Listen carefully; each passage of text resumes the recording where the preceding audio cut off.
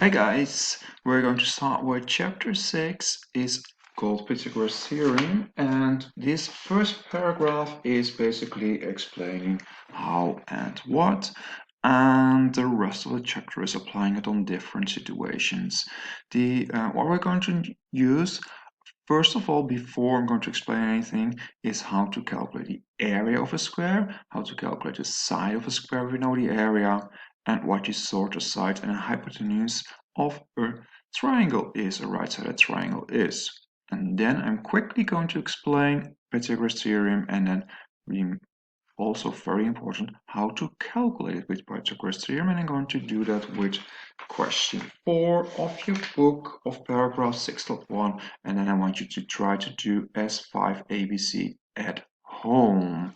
Okay, and before we continue with that, first of all, the area of a side.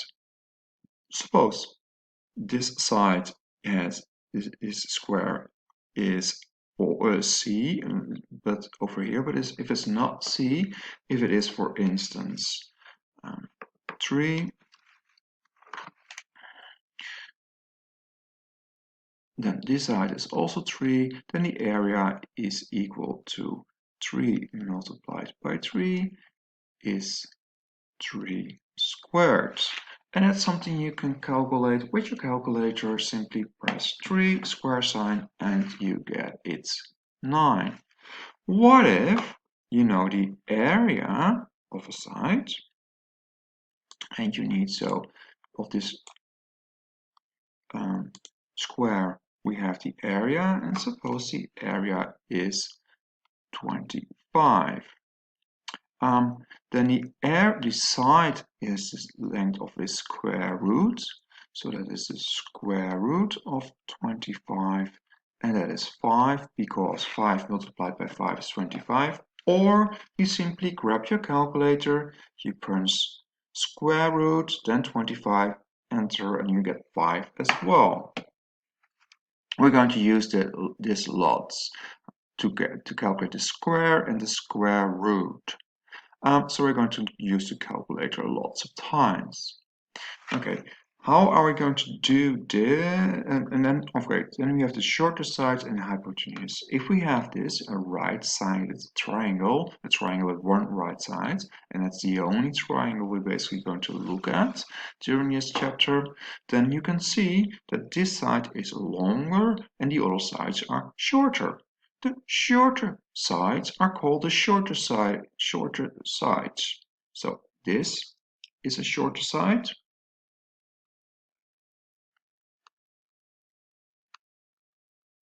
Because it is not the longest, and the other one, AC, is also a shorter side because it is not the longest. And the terrible bit is this is not called a long side or the longest side, but it is called the hypotenuse. Oh,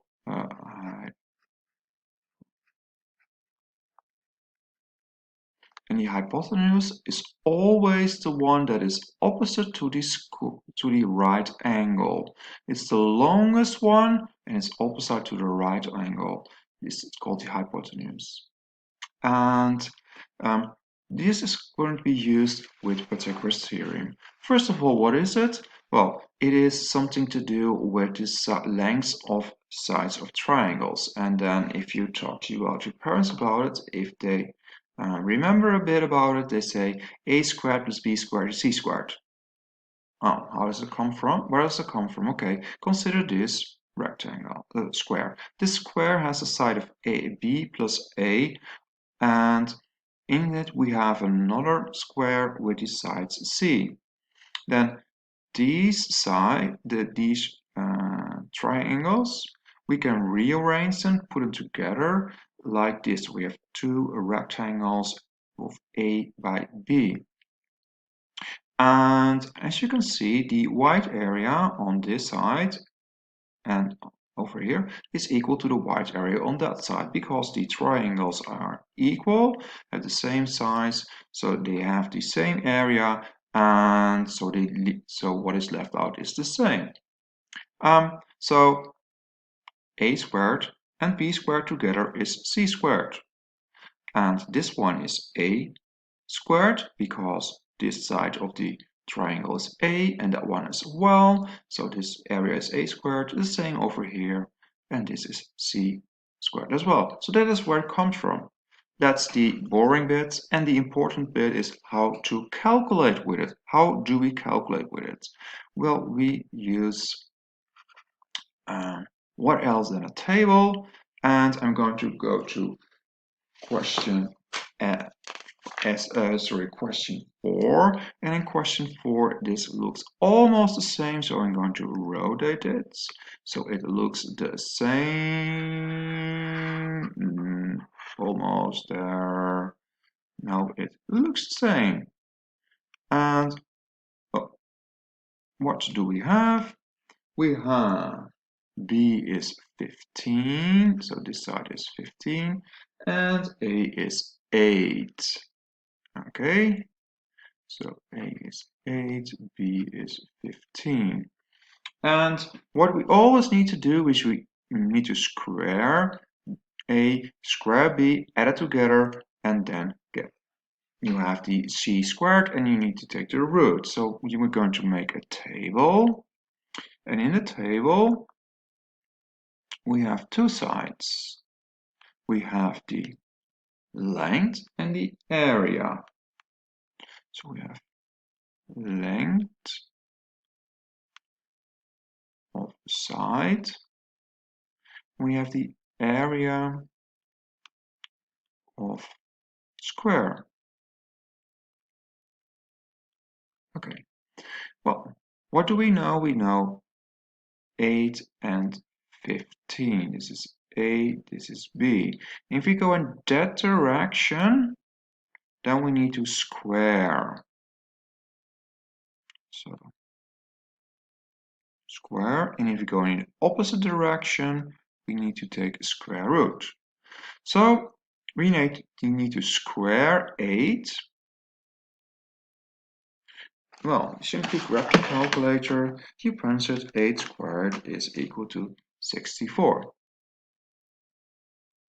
We do the same with 15, so 15 squared is 225. A squared plus b squared is c squared, so we need to add on this side, on the square side. So this is 982, and then we need to go the opposite direction, so we need to take the square root.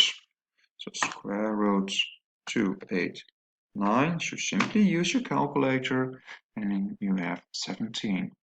Please take the time to see if you get the same numbers with your calculator.